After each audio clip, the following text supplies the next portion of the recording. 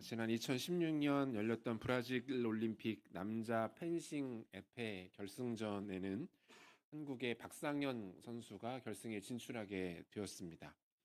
당시 세계 랭킹 21위에 머물고 있었던 박상현 선수가 상대해야 될 상대는 세계 랭킹 3위인 헝가리의 게자 임레 선수였습니다. 상대가 워낙 강자였기 때문에 대부분의 사람들이 헝가리 선수의 우승을 예상했습니다. 역시 모두가 생각한 대로 헝가리 선수가 한 수 위의 기량을 선보이면서 차곡차곡 득점을 해 나가기 시작합니다. 이 에페 개인전은 한 선수가 먼저 15점을 획득하면 경기가 종료가 됩니다. 박상현 선수 역시 선전을 펼쳤지만 2라운드가 끝났을 때의 스코어는 이미 14대 10으로 벌어져 있는 상태였습니다. 한 점만 더 내주면 그대로 경기가 끝나게 되는 것이죠. 잠깐의 작전 타임이 주어졌습니다. 박상영 선수와 코치진은 특별한 작전으로 마지막 승부수를 띄워보기로 했습니다. 공격을 하지 않고 계속해서 기다리다가 상대방의 공격을 이끌어낸다는 전략이었습니다. 그러는 중에 수비를 해 나가며 틈을 봐서 한 점 한 점 차곡차곡 득점을 해 나가자는 것이 팀의 전략이었어요. 잠깐 회의를 마치고 숨을 고르며 박상현 선수는 스스로를 격려하였는데 그가 구슬땀을 비오듯 쏟아내면서 혼자 되뇌었던 이 몇 마디가 카메라에 잡히면서 많은 이슈가 되기도 했죠. 할 수 있다, 할 수 있다, 할 수 있다. 이러한 각오를 가지고 3세트는 시작이 되었습니다. 놀라운 일이 벌어졌어요. 박상현 선수는 이후 내리 5점을 따내며 패색이 짙었던 경기를 뒤집었고 결국 금메달을 손에 넣게 되었습니다. 작전의 승리였습니다. 한 점만 내주면 그대로 경기가 끝나는 상황에서 코치진과 마음을 모아 다시 한번 작전을 수립했습니다. 지금까지는 뭐가 문제였는지, 그럼 이제는 무엇을 해야 하는지 작전을 세우고 마음을 정리한 후에 다시 경기에 임했을 때 기적과도 같은 역전승은 가능했던 것이죠. 운동 경기뿐만이 아니라 우리 인생도 마찬가지라고 생각합니다. 쉬어가는 타이밍, 작전이 세워지는 순간, 하프타임. 이 시간이 우리에게 반드시 필요합니다. 아무리 성능이 좋은 차라고 하더라도 엔진이 과열되면 고장납니다. 또한 연료가 바닥나면 더 이상 운행할 수 없습니다. 우리 인생도 마찬가지입니다. 앞만 보고 열심히 달려가는 인생이 성공할 것 같지만 그렇지 않습니다. 좋은 성과를 낼 수 없습니다. 쉬지 않고 성실하게 일만 한다고 해서 성취가 보장되는 것 아닙니다. 오히려 많은 경우에 자신을 제대로 점검하고 돌아보지 않음으로 인하여 문제가 생기는 것들을 보게 됩니다. 쉼없이 무리한 결과 몸과 마음의 병을 얻어서 더 좋은 기회를 놓치는 일들도 주변에서 많이 보게 됩니다. 좋은 제동 장치를 갖고 있는 자동차가 좋은 엔진을 감당할 수 있는 것이고 날이 잘 선 명검일수록 좋은 칼집을 갖고 있어야만 합니다. 잘 멈출 줄 알아야 한다라는 거예요. 하나님께서 이스라엘 백성을 잠시 멈추게 하십니다. 요단강 도하, 여리고성 함락, 1차 아이성 전투에서의 패배, 아간의 범죄에 대한 징계, 그리고 2차 아이성 전투의 승리까지 짧은 기간 이스라엘 백성들은 쉼없이 달려왔습니다. 여호수아도 이스라엘 백성들도 정신없이 달려왔고 지쳐있는 상태입니다. 하나님은 지쳐있는 이들을 세겜이라는 곳으로 부르십니다. 잠시 멈추게 하십니다. 그들에게 더 중요한 것이 무엇인지를 점검하도록 하십니다. 너희들이 어디를 향해 가고 있는지, 무엇을 따라가고 있는지 확인하라는 거예요. 오늘 우리에게도 반드시 필요한 말씀이라고 생각합니다. 오늘 주시는 말씀을 통해서 우리 인생의 본질은 무엇인지, 나는 어디로 가고 있는지, 무엇을 해야 하는지, 지금 나의 현 주소는 어떠한지 주시는 말씀을 통해 점검해 보고 우리에게 가장 중요하고 우선적인 것이 무엇인지를 함께 발견해 나가는 시간 되기를 바랍니다. 아이성 정복을 마친 이스라엘 백성들에게 하나님께서 명하십니다. 에발산으로 올라가라. 여호수아는 이 말씀에 순종하죠. 백성들을 인솔하여 에발산으로 올라가서 단 하나를 쌓았습니다. 본문 30절인데요. 그때 여호수아가 이스라엘 하나님 여호와를 위하여 에발산에 한 제단을 쌓았으니 이 에발산이 위치한 곳의 지명이 세겜입니다. 아이성에서 북쪽으로 약 37km 떨어진 지점에 위치해 있었던 성읍이었습니다. 하나님께서 여호수아와 이스라엘 백성들을 이곳으로 인도하신 이유는 이 세겜이라는 곳이 이스라엘 백성들에게 그리고 하나님께 대하여 조금은 특별한 의미를 가지고 있는 장소였기 때문입니다. 두 가지 중요한 의미를 발견할 수 있는데요. 하나는 하나님께서 이스라엘 백성들의 조상들을 이곳 세겜에서 만나 주셨다라는 거예요. 그들과 특별한 추억이 공유되는 장소가 세겜이었던 것이죠. 창세기 12장 6절과 7절을 보니까 아브라함이 그 땅을 지나 세겜 땅 모래 상수리 나무에 이르니 그때 가나안 사람이 그 땅에 거주하였더라. 여호와께서 아브라함에게 나타나 이르시되 내가 이 땅을 내 자손에게 주리라 하신지라. 자기에게 나타나신 여호와께 그가 그곳에서 제단을 쌓고, 이렇게 돼 있어요. 상황이 어떤 상황입니까? 하나님이 아브라함을 부르십니다. 너의 아비집 친척 고향을 떠나라. 내가 너에게 지시한 땅으로 가라. 이 말씀 하나 주십니다. 아브라함은 아무것도 기대지 않고 이 말씀 하나 붙잡고 길을 나섭니다. 정작 호기롭게 말씀을 따라 나섰는데 그다음부터가 막막한 것이죠. 어디로 가야 할지 보이지가 않습니다. 무엇을 해야 할지 알지 못합니다. 식솔들을 잔뜩 이끌고 나왔는데 보이는 곳이 없는 거예요. 마음에 두려움이 찾아오기 시작합니다. 염려가 쌓이기 시작합니다. 불안함이 엄습해 옵니다. 그때 하나님께서 다시 한번 그를 만나주시고 붙들어 주시고 내가 너와 함께한다, 내가 너를 인도한다 라고 약속을 재확인시켜 주셨던 곳이 바로 이곳 세겜이었습니다. 아브라함의 손자 야곱에게도 특별한 장소였는데요. 창세기 33장 18절에서 20절까지를 보면 야곱이 밧단 아람에서부터 평안히 가나안 땅 세겜 성읍에 이르러 그 성읍 앞에 장막을 치고 그 장막을 친 밭을 세겜의 아버지 하몰의 아들들의 손에서 베크시타에 샀으며 거기에 제단을 쌓고 그 이름을 엘 엘로헤 이스라엘이라 불렀더라. 야곱도 마찬가지죠. 외삼촌 라반의 집에서 수십 년을 거하고 일가를 이루어 이제 본격적으로 독립을 하는 시점입니다. 그가 머물게 된 곳이 세겜이었어요. 그 마음 가운데 여전히 불안함이 있습니다. 괜찮을까? 잘 살아갈 수 있을 것인가? 주변에 적들이 많은데 여러 가지 불안함과 염려 가운데 빠져 있을 때 하나님이 그를 만나 주십니다. 그곳에서 제단을 쌓도록 하시고 그곳에서 예배를 받으시죠. 야곱이 그곳에 제단을 쌓고 그 제단 이름을 이렇게 붙입니다. 엘 엘로헤 이스라엘. 하나님, 이스라엘의 하나님, 이런 뜻이에요. 하나님, 이스라엘의 하나님, 하나님, 당신이 우리 조상의 하나님이시군요. 이스라엘 족속들의 주가 되시는군요. 동일하게 나의 하나님이 되시는군요. 이 제단을 쌓고 예배하는 가운데 그의 근심이 사라집니다. 염려가 물러가는 거예요. 마음 가운데 확신과 감사와 기쁨이 넘쳐나게 되더라라는 것이죠.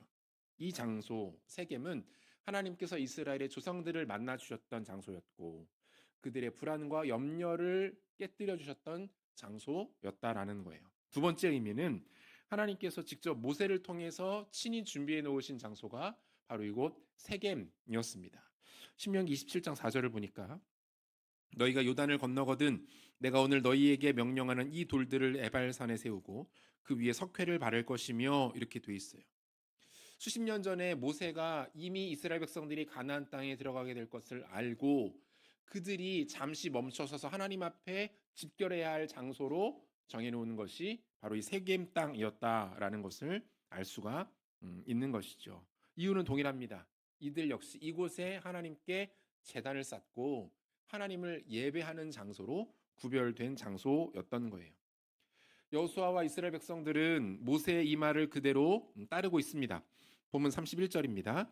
이는 여호와의 종 모세가 이스라엘 자손에게 명령한 것과 모세의 율법책이 기록된 대로 쇠 연장으로 다듬지 아니한 새 돌로 만든 제단이라 무리가 여호와께 번제물과 화목제물을 그 위에 드렸으며, 이렇게 되어 있어요. 자, 의미 있는 땅 세겜에 단을 쌓습니다. 그리고 그 단을 쌓고 하나님께 제사를 드리고 있는 것이죠. 이 장면에서 우리가 좀 유의 깊게 살펴보아야 할 대목이 두 가지가 있는데, 하나는 이스라엘 백성들이 지금 하나님 앞에 번제물과 화목제물을 드리고 있었다라는 거예요. 이 번제물은 제사의 방식을 말합니다. 제단 위에 제물을 올려놓고 제물 전체를 다 통째로 태워드리는 방식이 번제의 방식입니다. 이와 같은 번제의 방식으로 하나님께 제사를 드릴 때는 특별히 두 가지 의미를 담습니다. 첫 번째 속죄제예요. 하나님, 우리의 죄를 용서하여 주옵소서. 이 짐승이 모두 타버리는 것처럼 우리의 죄악과 허물 또한 다 타 없어지기를 원합니다. 라는 마음으로 제사를 드리는 것이고, 또 하나는 순종의 제사입니다. 나의 모든 것들을 태워드립니다. 아무것도 남김없이 다 주님께 내어드립니다. 속죄와 순종, 헌신의 의미로 드렸던 것이 바로 이 번제였다라는 거예요. 화목제물은 무엇입니까? 화목제물의 중요한 특징은 말 그대로 하나님과 백성들 사이의 관계를 회복하는 겁니다. 어색했던 관계였어요.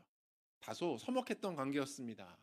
하지만 그 관계가 이 화목제물을 통하여서 하나가 되고 그 안에 앙금이 없이 모두 하나로 되어지는 것. 그래서 화목제물을 드린 다음에는 그 제물로 드려졌던 그 고기를 제사장과 모든 이스라엘 백성들이 나누어 먹습니다. 함께 식사 교제를 나누면서 축제를 즐기는 것이죠. 무엇에 대한 축제입니까? 하나님과 우리가 다시 화목해졌다. 우리의 관계가 회복되었다라는 것을 기념하는 의식이었던 거예요. 이스라엘이 세겜 땅에서 번제와 화목제를 드렸다는 것은 무엇을 의미합니까? 하나님께서 이스라엘 백성들을 회복시키기 원하신다라는 거예요. 관계가 쉽지 않았습니다. 너무 분주하게 달려왔습니다. 그 중에 아간의 범죄 사건이 있었죠. 그로 인한 아이성 전투에서의 수치스러운 패배도 있었습니다. 하나님이 잠깐 멈춰 세우십니다. 잠깐. 자, 우리 이거 정리하고 가자. 너희 가운데 있었던 문제들, 그로 인한 나의 진노, 그로 인한 상처들 이거 털어버리고 가자. 내가 너희와 다시 하나 되기 원한다. 화목하기를 원한다라고 말씀하고 있는 거예요. 두 번째로 주목해 볼 것은 이곳에 제단을 쌓았는데 연장으로 다듬지 않은 새 돌을 사용하고 있었다. 이렇게 되어 있습니다. 천연의 돌, 그것들을 쪼개거나 장식하지 않은 천연 그대로의 돌을 가지고 제단을 쌓는 것을 하나님 원하셨다는 거예요. 이 고대근동 지역의 건축 기술은 제단과 신전을 중심으로 발전했다라고 말해도 과언이 아닙니다. 실제로 지금까지 남아있는 고대 근동 지역의 건축물을 보게 되면 대부분이 신전이나 종교 의식을 위한 장소나 시설물들인 것을 보게 돼요. 무엇을 말합니까? 고대인들, 특별히 그 지역 가나안 거민들이 자신들이 섬기는 신들을 위해서 매우 화려하고 현란한 제단과 신전들을 만들어 놓았다라는 거예요. 눈에 보이는 화려한 장치들을 만들어 놓고 그것을 치장해서 거기에 종교적 권위를 부여하는 것이죠. 대단하지, 화려하지, 멋지지, 엎드려. 우리가 섬기는 신은 이 정도야 라고 종교적인 권위를 부여하고 인간의 종교성을 자극하는 것이 이와 같은 방식으로 나타나고 있었다라는 거예요. 그리고 지금도 마찬가지입니다. 이방 종교들이 갖고 있는 특징 중에 하나는 웅장함과 화려함과 거창함을 내세워서 인간을 그 앞에 굴복시키도록 한다라는 거예요. 예전에 싱가포르 갔을 때 리틀 인디아라는 지역 방문한 적이 있었습니다. 말 그대로 힌두교인들이 모여 사는 집단 거주 지역입니다. 그 중심에 힌두교 사원 하나 있는데 얼마나 화려하고 웅장한지 모릅니다. 멀리서도 잘 보여요. 그 존재감이 보통이 아닙니다. 가까이 가서 이렇게 보면은 그 외벽에 각종 신들의 조각들이 잔뜩 달라붙은 채로 조각이 되어 있습니다. 그 색칠도 너무 정교하게 잘 해놔서 놀라울 정도로 그것이 화려하게 잘 꾸며져 있습니다. 모르겠습니다. 그들의 입장에서는 그것이 웅장해 보이고 화려해 보이고 권위 있어 보일지 모르겠지만 제가 볼 때는 조잡하고 정신사나워 보이기만 했습니다. 일반적인 종교들이 자신의 권위를 드러내는 방식, 신들 앞에 인간을 굴복시키는 방식이 이처럼 나타났다는 거예요. 하지만 우리 주님은 이런 거 싫다고 하십니다. 겨우 그 정도로 영광 받으실 하나님이 아니시라는 거예요. 그런 허례허식 중요하지 않다라고 말씀하고 있는 것이죠. 우리가 잘 알고 있는 것처럼 교회는 건물이 아닙니다. 교회는 예수 그리스도를 주로 고백하는 개인과 그 개인들의 함께하는 모임이 교회이지 건물 자체의 의미나 능력이나 특별한 가치들이 부여되지 않습니다. 그래서 특별히 우리 교단은 앞에 십자가도 걸어놓지 않습니다. 불필요한 메시지를 주지 않겠다는 거예요. 교회 앞에 십자가 있고 없고 중요하지 않다는 거예요. 우리가 이 공간이 아니라 수의초등학교 교실을 빌리든 강당을 빌리든 아니면 주차장에서 모여서 예배하든 우리가 함께하는 그곳이 교회이지 건물 자체에 아무런 의미도 없다라고 말씀하고 있는 거죠. 본문도 마찬가지죠. 우리 주님 원하시는 것은 화려하고 정교한 제단 아닙니다. 오히려 인위적인 것, 가공된 것 별로 기뻐하시지 않는 것 같아 보입니다. 투박하지만 동시에 소박한 제단, 형식이나 거칠애가 아니라 그 중심과 그 진심만이 오롯이 담기는 그 제단, 그 제단을 통해서 하나님께서 우상 숭배하는 자들과 그 백성들을 구분하시겠다라고 말씀하시고 그 마음의 중심과 진심만을 하나님 기뻐 받으시겠다라고 말씀하고 있는 거예요. 사랑하는 성도 여러분, 지금 하나님께서 여호수아와 이스라엘 백성들에게 요구하시는 게 뭡니까? 무엇을 기대하시는 거예요? 바삐 가던 그들을 붙잡아 놓고 그들에게 무엇 강조하고 계시는 겁니까? 예배, 집중된 예배, 하나님께 마음이 부어지는 예배, 하나님만 바라보는 예배. 이것이 지금 이스라엘 민족 전체에게 가장 중요하고 우선된 것이라고 말씀하고 있는 거예요. 내가 너희의 조상들을 이 자리에서 만났고 격려했고 위로했다. 그들에게 약속을 확인시켜 주었고 그들을 통해 예배를 받으며 내가 무척 흡족했다. 너희들도 이곳에서 나를 만나지 않겠니? 이 말씀하고 계시는 거예요. 요단을 건너고 여리고를 함락시키고 두 차례에 걸친 아이성 전투를 치르면서 앞만 보면서 달려온 이스라엘 백성들을 잠깐 멈춰 세우십니다. 그리고 말씀하시는 거죠. 잠깐 멈춰서서 다 내려놓고 나에게만 집중할 수 없겠니? 내가 주는 마음과 내가 보이는 목표들을 향하여서 다시 한번 너를 정비해보지 않겠니? 이 말씀하고 계시는 거예요. 사랑하는 성도 여러분, 우리도 마찬가지 아닙니까? 월요일부터 토요일까지 쉼없이 달려오셨습니다. 직장에서, 삶의 터전과 가정에서, 수많은 관계 가운데서 여러분 애쓰고 수고하셨어요. 그리고 그로 인하여 지치고 낭망하고 때로는 상처 입은 우리들을 주님께서 이 예배의 자리로 불러 모아주신 줄로 믿으시기를 바랍니다. 비록 우리의 두 발은 이 땅을 딛고 살아가지만 우리의 근본 정체성은 하늘을 바라보는 사람들인 것이죠. 바울의 표현대로 하면 하늘 시민권을 가진 사람들, 우리가 그런 존재라는 것을 확인시키시는 자리가 어디입니까? 예배하는 자리인 거예요. 우리는 주일 오전이 되면 다른 것 만사를 다 제쳐놓고 하나님 앞에 예배하러 나옵니다. 이 자리를 통해서 내가 누구인지를 발견하는 거예요. 내가 왜 살아가는지를 점검하는 것입니다. 내 삶에 있어서 가장 중요한 것은 누구이고 내 삶의 진정한 주인은 누구이시며 그분은 나에게 뭐라고 말씀하신지를 듣기 위해서 이 자리에 모여 있는 것 아닙니까? 우리에게도 영적인 하프타임, 이 영적인 작전 타임이 필요합니다. 그것이 바로 이 예배의 자리라는 거예요. 사랑하는 성도 여러분, 예배를 소중하고 귀하게 여기실 수 있기를 바랍니다. 그저 타성에 젖어서 종교적 관성에 이끌려서 이 자리에 오시는 분이 한 분도 없으셨으면 좋겠습니다. 상황이 되고 여건이 되면 오지만 그렇지 못하면 한두 번 정도는 빠질 수도 있는 자리가 되지 않았으면 좋겠어요. 특별히 저는 우리 성도님들께 예배의 자리에 오실 때에 준비된 모습으로 오시면 좋겠다라는 권면을 좀 드립니다. 뭐 다른 것, 많은 것들을 요구하는 거 아닙니다. 세 가지만 생각하시면 될 것 같아요. 시간과 몸과 마음. 시간과 몸과 마음. 이 세 가지만 하나님 앞에 잘 준비하시면 우리가 드리는 이 예배가 더욱더 복되고 풍성한 예배가 될 것입니다. 시간은 여러분 5분 전에 이 자리에 오시면 참 좋습니다. 제가 종종 말씀드리는데 우리 승익교회 성도님들은 정말로 지각을 잘 안 하십니다. 왜 이렇게 지각을 안 하시지 할 정도로 이런 고민을 할 정도로 시간을 정말 잘 지키세요. 그런데 그럼에도 불구하고 더욱 제가 권면드리는 것은 기왕 이 자리에 오시는 거 5분만 더 일찍 오시면 너무 좋습니다. 5분 먼저 오셔서 기도로 예배를 준비하시는 거예요. 우리가 극장에 영화 보러 갈 때도 제 시간에 딱 맞춰서 가는 사람 별로 없습니다. 5분, 10분 정도 일찍 가서 자리에 앉습니다. 5분, 10분 일찍 가도 광고 보고 있다라는 거 뻔히 알매도 불구하고 그 시간 꼭 지켜서 가려고 애씁니다. 하물며 주님 만나는 이 복되고 귀한 자리에 우리의 영원히 기쁘고 즐거움을 얻는 이 자리에 나올 때에 5분 정도 미리 나오시면 우리 가운데 더 큰 은혜가 부어지게 될 것입니다.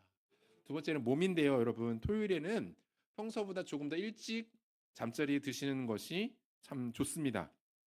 여러분들이 예배 시간에 이렇게 피로감을 느끼시는 이유는 이제 크게 두 가지인데, 첫 번째는 설교가 지루할 경우, 이거는 이제 저의 책임입니다. 제가 더 기도하면서 준비해야 될 영역인데, 두 번째는 여러분들이 전날에 충분히 잠을 못 주무시면 이 자리에 오셨을 때에 피곤함을 느끼시기에 아주 좋습니다. 토요일에 조금 더 일찍 주무시는 것이 예배에 대한 바른 태도입니다. 토요일 밤부터 나의 예배는 시작된다. 이런 마음으로 토요일에 일찍 주무셔서 좋은 체력을 가지고 예배하는 여러분들 되셨으면 좋겠습니다. 마지막 세 번째 마음인데요. 여러분 이 자리에 나오실 때에 기대하는 마음 가지고 나오시기를 바랍니다.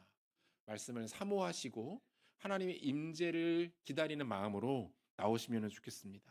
오늘 나에게 주님 어떤 말씀을 주실까?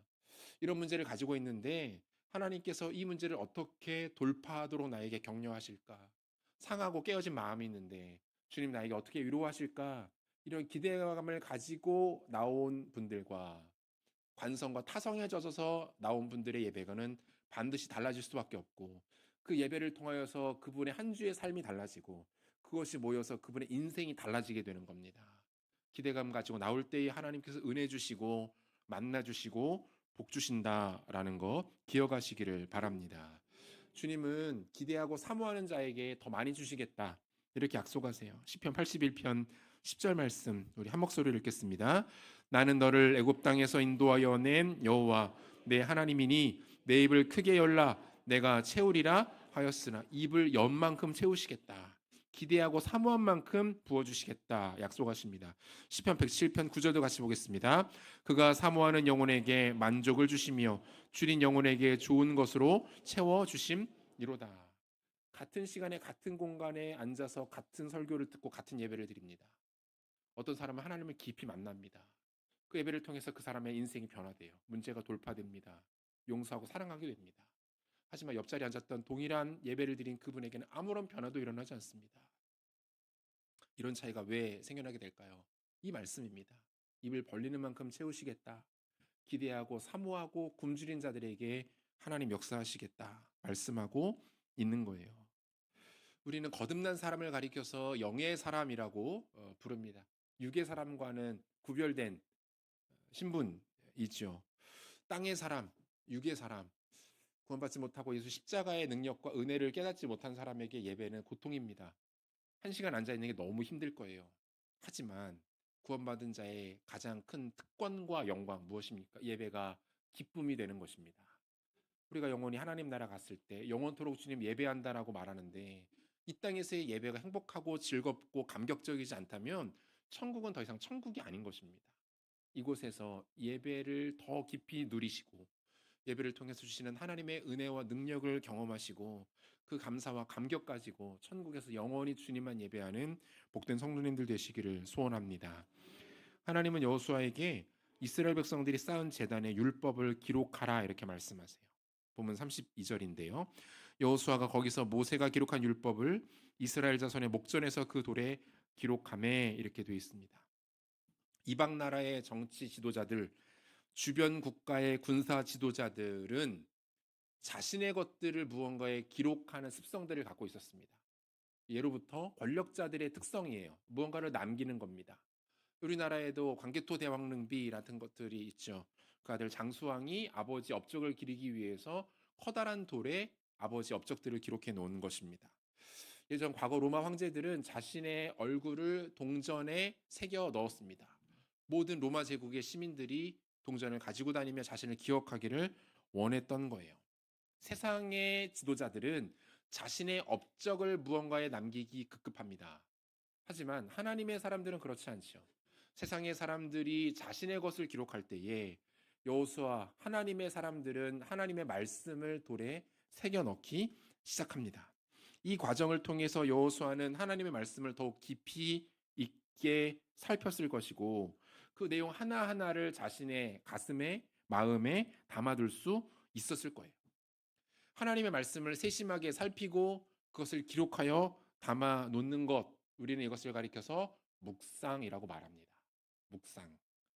영어로 묵상을 메디테이션이라고 하는데 이 메디테이션이라는 영어 단어의 어원이 라틴어 메디켈루스라는 단어에서 왔대요. 근데 이 메디켈루스라는 영어 단어에는 묵상이라는 의미도 있지만 영어 메디슨, 약이라는 의미도 담겨 있다고 합니다.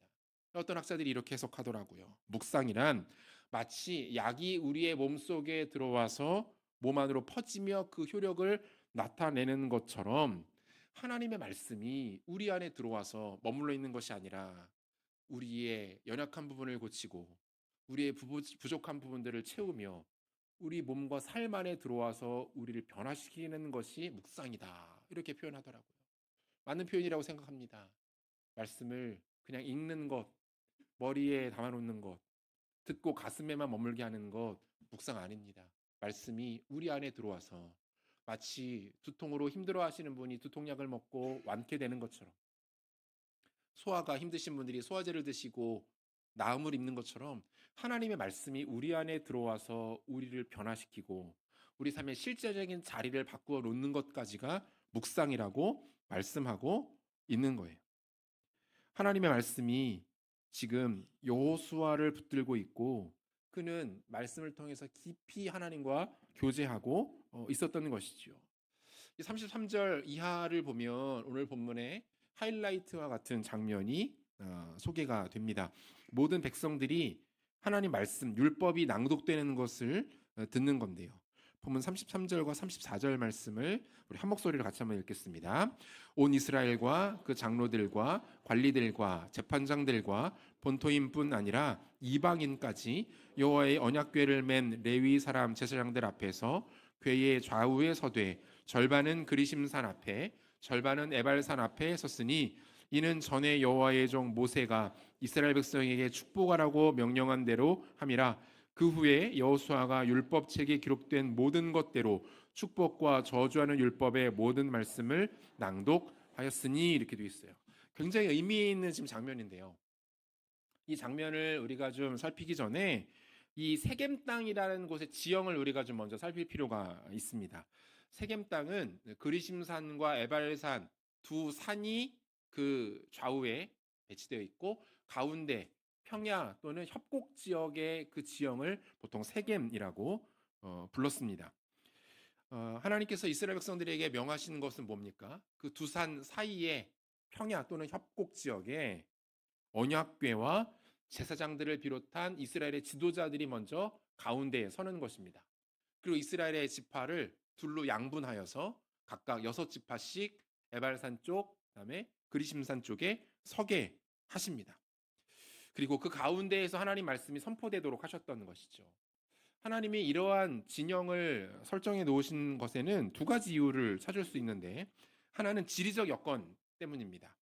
그리심산과 에발산이 만나는 곳에 협곡이 형성되어 있었고 자연스럽게 바람이 산 쪽에서 평야 지역으로 불어 내려가면서 그 지역에 서서 말을 했을 때 자연 스피커 마이크 효과를 볼 수가 있었던 거예요. 여호수아가 협곡 사이에서 말씀을 선포하면 산에서 흘러내려오던 바람을 타고 그 소리가 백성들에게로 선명하고 큰 소리로 퍼질 수 있었기 때문에 그 자리에서 이와 같은 배치가 굉장히 중요했었던 것이죠. 복음서 보면 예수님께서 종종 무리들에게 설교하실 때 호수에다가 배를 띄워놓고 무리들을 향하여서 설교하시는 장면 나옵니다. 동일한 원리예요. 바다에서 불어오는 해풍을 등지고 설교를 하시면 작은 목소리로 말씀하셔도 바람을 타고 소리가 무리들에게 잘 들릴 수 있었기 때문에 이러한 위치를 예수님 선호하셨는데 여기도 같은 원리라는 거예요. 두 번째는 그리심산과 에발산의 이 독특한 삼림 구성 때문입니다. 그리심산은 수풀이 우거져 있던 산이었습니다. 우리나라의 산들처럼 산들의 나무가 숲이 빼곡하게 자리 잡고 있었던 산이었습니다. 보기에도 풍성해 보였죠. 반면 에발산은 그리심산 맞은편에 위치했음에도 불구하고 나무와 풀이 거의 자라지 못하는 돌산이었고 민둥산이었어요. 이러한 배경은 그리심산에서는 축복에 대한 말씀을, 에발산에서는 저주에 대한 말씀을 선포하기에 더없이 좋은 시각 자료가 되었던 것이죠. 신명기 17장 12절에서 13절까지 말씀 보면 이 모습이 잘 소개되어 있습니다. 너희가 요단을 건넌 후에 시므온과 레위와 유다와 이사갈과 요셉과 베냐민은 백성을 축복하기 위하여 그리심산에 서고 루벤과 갓과 아셀과 스불론과 납과 답달리는 저주하기 위하여 에발산에 서고 이렇게 되어 있어요. 그리심산에서는 축복의 메시지가 에발산에서는 저주의 메시지가 선포되고 있는 것이죠. 이러한 진영을 말씀대로 갖추고 그 가운데서 말씀이 선포되어지고 이것을 듣는 그 모든 이스라엘 백성들은 깨달았을 겁니다. 아, 왜 우리가 하나님 말씀을 들어야 하는지, 하나님 말씀에 순종했을 때는 우리가 바라보는 그리심산처럼 그 인생이 형통하게 될 것이고 풍요롭게 될 것이고 그 가정과 자녀들이 천대에 걸쳐 복을 받아 누리게 될 것이지만, 하나님 말씀을 멀리하고 주를 경외하지 않고 말씀을 떠났을 때에는 에발산의 모습과 같이 황폐하게 되고 아무것도 남지 않게 되고 저주와 진노가 임하게 되겠구나. 그들은 바람을 타고 울려 퍼지는 여호수아의 말씀 선포를 통해서, 그리고 그들 눈앞에 펼쳐지는 그리심산과 에발산의 서로 상반된 모습을 통해서 알게 되었을 거예요. 하나님의 말씀을 지키는 것이 이렇게 중요하구나. 당장 손에 칼과 창을 들고 전투에 나가는 것이 중요한 것이 아니라, 조금이라도 땅을 차지하고 성 하나를 무너뜨리는 것이 우리에게 중요한 것이 아니라, 우리가 붙들어야 될 영적 진리는 바로 이것이구나. 말씀에 대해 순종하는 것이구나. 말씀 앞에 머무르는 것이구나. 하나님 경외하는 것이구나. 그들은 이 자리에서 깨달았다는 거예요. 가나안 정복 전쟁이 아직 끝나지도 않았습니다. 아니, 이제부터가 본격적인 시작일 수도 있어요. 게다가 이들이 모여있는 세겜 땅은 적진 한복판으로 깊숙이 들어와 있는 자리였어요. 그런데 하나님은 이스라엘 백성들을 세겜으로 부르십니다. 잠시 멈추라는 거예요. 더 중요한 것이 있다. 더 본질적으로 너희들이 고민하고 붙들어야 될 것이 있다. 그것은 무엇입니까? 하나님의 말씀. 말씀에 순종하고 하나님 경외하는 인생에게 주어지는 놀라운 복과 형통. 하나님을 경외하지 않고 세상을 따라가고 이방의 신들을 섬기는 자들에게 주어지는 처참한 결말. 하나님은 다시 한번 이들에게 이것을 보이십니다. 이것이 너희들의 정체성이고 너희들의 근본이라고 말씀해 주십니다. 소원했던 관계를 회복하시고 무너져 있었던 그들을 일으켜 주십니다. 그리고 하나님 예배하는 것을 통해서, 예배를 통해 선포되어지는 말씀을 통해서 그들의 인생이 정말 중요하게 붙잡아야 될 것이 무엇인지를 말씀하고 있는 거예요. 사랑하는 성도 여러분, 하나님께서 오늘 우리를 이 예배의 자리에 불러주신 이유 또한 동일합니다. 우리 인생에서 가장 소중하고 절대적인 것 기억하라고 불러주시는 거예요. 동시에 쉼을 주십니다. 격려하고 관계를 회복해 주시고 은혜를 확인시켜 주시는 것이죠. 우리에게 기준이 있습니다. 그래서 하나님 말씀이에요. 예배를 통해 선포되어지는 하나님 말씀을 들으시고 그 말씀을 통해서 우리의 인생을 다시 한번 수정하시고 힘과 위로와 지혜와 능력을 얻으시고 그 힘으로 말미암아 우리에게 주어진 사명을, 인생을 힘있게 살아내시는 성도님들 되시기를 소원합니다. 말씀 맺겠습니다. 일본의 세계적인 베스트셀러 작가 무라카미 하루키라는 사람이 있습니다. 이 사람이 지난 30여 년 동안 단 하루도 빠지지 않고 한 것이 있었대요. 그게 뭔지 봤더니 10km 달리기. 하루도 빠지지 않고 비나 오나 눈이 오나 바람이 부나 10km를 꼭 나가서 달렸답니다. 새벽 4시에 일어나서 6시간 동안 하루 200매 되는 원고지 분량의 글을 쓰고 오후에는 나가서 달리고 꼭 밤 9시에는 잠자리에 들었답니다. 이 생활을 30년 동안 하루도 빼먹지 않고 반복했대요. 왜 이토록 기계처럼 살아가는지, 과연 당신에게 달리기는 도대체, 작가인 당신에게 달리기는 도대체 어떤 의미가 있는지 사람들이 물었습니다. 그러자 이 사람이 이렇게 대답합니다. 좋은 글을 쓰기 위해서. 좋은 글을 쓰기 위해서. 그는 자신의 몸과 마음이 충분히 건강하지 못하면 절대로 좋은 글이 나올 수 없다고 확신했다고 합니다. 글을 잘 쓰기 위해서 가장 중요한 것은 내면의 안정이고, 내면의 안정을 위해서는 몸이 건강해야 한다. 나의 삶의 모든 목적은 달리기로부터 시작한다라고 말하는 것이 그의 사고였고 그의 논리였던 거예요.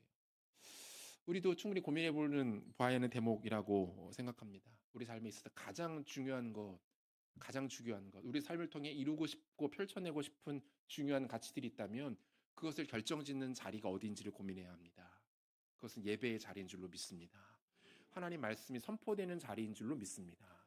이곳에서 하나님 앞에 예배에 승리하지 못하고 예배에 성공하지 못하면, 말씀이 우리 귀에 들려오고 말씀이 우리를 주장하지 못하면 그 인생은 절대로 앞으로 뻗어나갈 수 없습니다. 무너질 거예요. 지쳐 쓰러질 겁니다. 반드시 문제가 생기게 될 것입니다.